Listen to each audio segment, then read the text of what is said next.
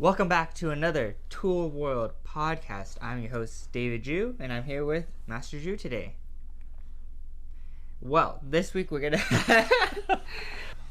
He was waiting for me to say, "Hello, Mr. Jew, how are you doing today?" Mm-hmm. Well, there you go. Alright, well, last week we did the first part of the Q&A with Master Wheatley and Master Gagan. And What about me? And Master Jew as well. And we thought we'd complete this today. So there's just a little section that we kind of want to go over and listen to. So let's take a look at that. I was just wondering, what inspired you guys to start doing Taekwon Do? Bruce Lee movies back in the 70s. Yeah, simple as that. Right, Master Gagan says Bruce Lee movies. Right. Was it as big as a phenomenon as people make it out to be today? Oh, absolutely. Mm-hmm. Yeah, absolutely. I think that was around 1973 when Bruce Lee did Enter the Dragon, or that's when it came out and he died. And Kung Fu movies in the United States was coming out. He did make a splash around the world, I think. Mm-hmm. Definitely very popular in Asia. Right. But I think Enter the Dragon was the turning point for Bruce Lee in America. And so we start seeing, I mean, he did have other, like Chinese Connection, Fist of Fury, that was in the United States, but it was Enter the Dragon that was probably the one that really started it in the United States. Yeah. How big was it? It was, I would say, definitely pretty big. I remember when I was younger, because I was only at that time, about 13 years old. And I remember having a friend who came and visit me from San Francisco, and he was kind of talking about, Kung Fu is so cool and stuff like that. And it's like, and obviously I was much younger. I said, what? Kicking?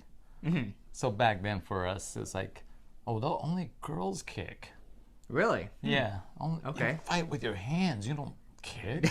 Only sissies use their feet. Right. And I was like, you gotta be kidding. Well, I just remember this, my friend. Yeah. Saying something like that. And then that movie came out, and I convinced my mom and dad, hey, can we go see this movie? Yeah. And we actually saw it in a drive-in. Oh, wow. Okay. Yeah, so you had a drive-in, you had the little speaker box, and you put it in, not like, well, there's not very many drive-ins today. Yeah. But you hang the speaker box on the window, and you'd watch it from that position. And yeah, I was sold. I was like, wow, that is really cool. And then all of a sudden you just see martial art becomes very, very popular. I mean, karate was pretty much a popular thing, but Bruce Lee probably made it he inspired, I think, a lot of people. Mm-hmm. Even if you go back today and look at it, like some of the things that he's doing, there are so many things that in the movies, some really like, wow, that was a pretty cool technique. Yeah. Right. And so, yeah, not super flashy, but it looked really real. I mean, that's the one thing about his movies, especially at that time, is they did have Kung Fu movies. Mm-hmm. And it was, I would say, probably just underground. I remember seeing stuff like that, like at a Chinese educational night or something. They would show these old Kung Fu shows, and they're jumping in the air. Well, they're not jumping, they're flying in the air, kind of like real traditional, like plop, plop, plop. It's very choreographed in that way. But when Bruce Lee brought his style of movies, I think he brought in made it look a lot more realistic. Mm-hmm. All right, let's keep going. Keep going. Let's move on. Oh, Master Wheatley was talking about... Well, for me, I was born and raised in Ireland, and General Che had a team of people traveling with him around the world, just spreading Taekwondo. And I saw a Taekwondo demonstration, and I was always involved to somewhat in boxing or Kempo karate. I used to do that, and I had never seen Taekwondo before, and I became intrigued by the kicking ability, by these kicks, and I said, boy, that is incredible. I want to be able to do that. It really captured me that time. And as the young person at that time, we were able to get it started in my town, and I think I ended up being probably one of the first red belts to own schools there and all that. But that's why I did karate, and I could see the difference. I'd never seen anything as good as the leg work, the kicking technique, the foot technique, as I did in Taekwondo. And that it really opened my eyes, you know. So that's what made me want to do it. Not to mention that my sister was always beating me up. That was interesting in itself. He said a couple interesting things. One was the kicking in Taekwondo, Right. which is for sure the staple for Taekwondo. You know, we see people doing reverse turning kicks, Right. but I don't see, you know, they don't do Taekwondo. It looks a certain way. They like overturn the body too much. They don't hit with the heel. It's almost like a spinning vertical kick I've seen, right? Or it drops down really fast. It doesn't go all the way through.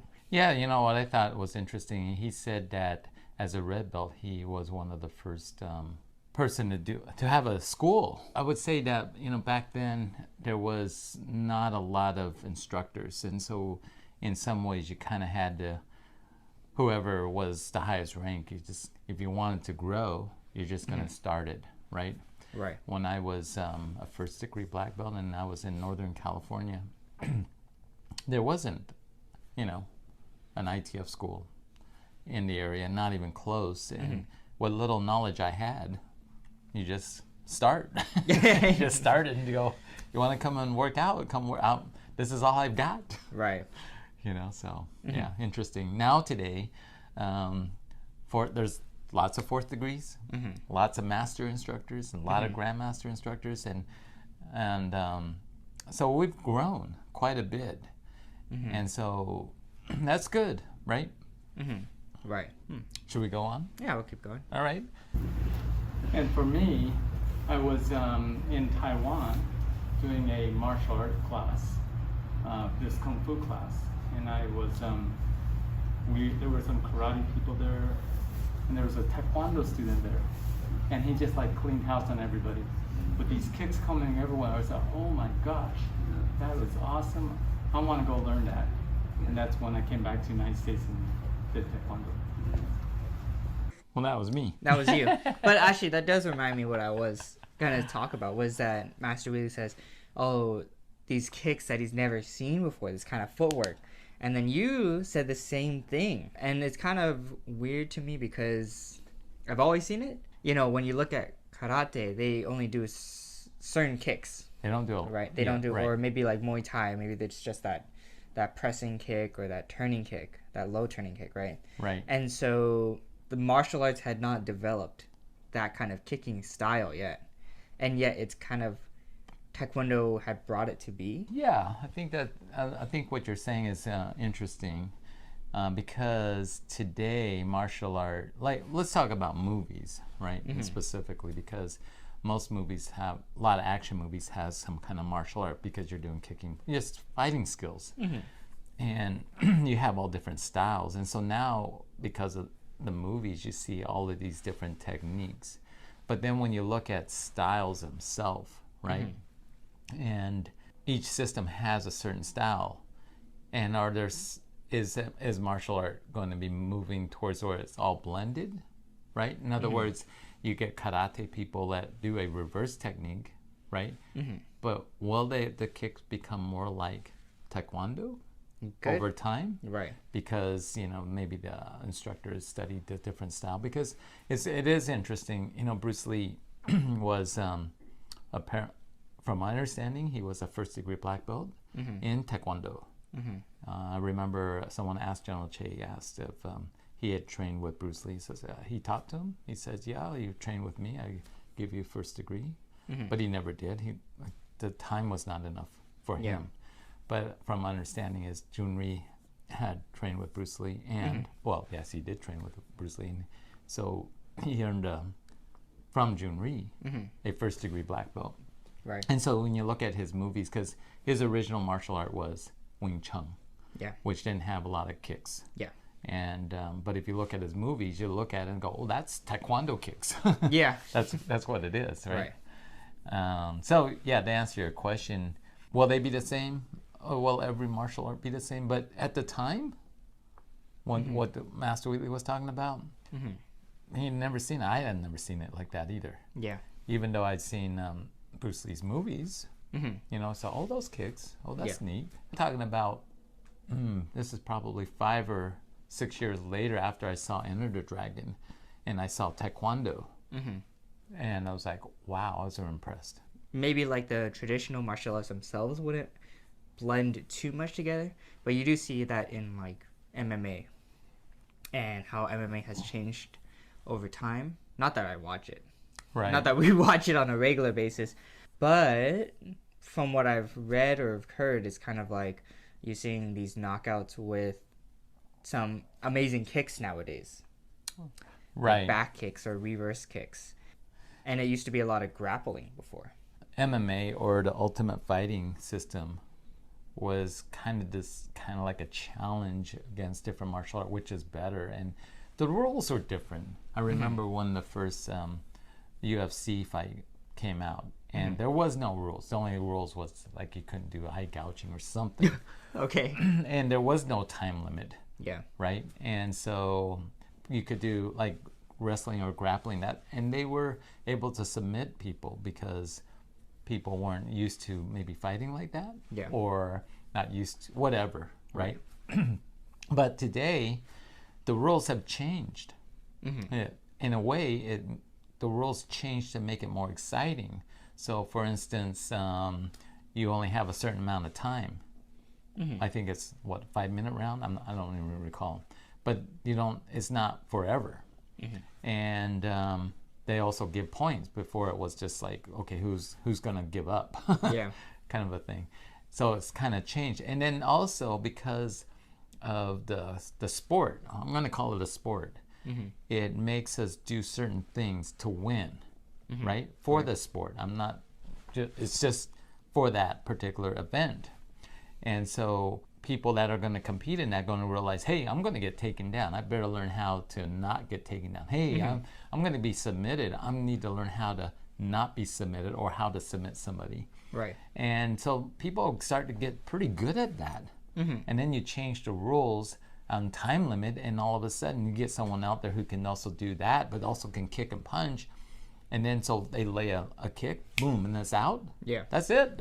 Right. Yeah. And so the rules change the way some systems work. Like Taekwondo Do in the Olympics. You said that earlier. Well, the rules dictate what they do. Right. Right? The cut kick, right? Because it scores easy, right? If punching is not allowed, or punching, you don't get any points for punching. Well, why waste my time on doing punching, right? And I think you did analysis on a fight, a karate person and a taekwondo person. And it was obviously you could tell that was a karate event. It was point sparring. And they were only looking for certain techniques, a single clean punch, basically. I remember going to an open karate tournament, and I took a bunch of students there, and we did all these kicks and nothing. And they would hit you in the body and then point. It's like, what the hell? What about my hook kick to the head? Yeah. That didn't count, you know? Yeah. And we lost. But I told the guys, I said, look, guys, I know you guys lost, but didn't you hit that guy in the head? I mean, let's talk about that. If we were on the street, would you have felt pretty confident that you would have taken care of his business, right? He says, yeah, absolutely. He says, okay, then that's all really counts. It doesn't matter if you win or lose the tournament. Yeah. It's good, just good experience. So tournaments do dictate certain things. That's kind of what I'm saying. That sounds about right. That sounds about right. Well, thanks for jumping into another Tul World podcast. Don't forget to register for the Tul World Summit coming up early October. Don't forget to be safe. Keep training. And we'll see you guys next week.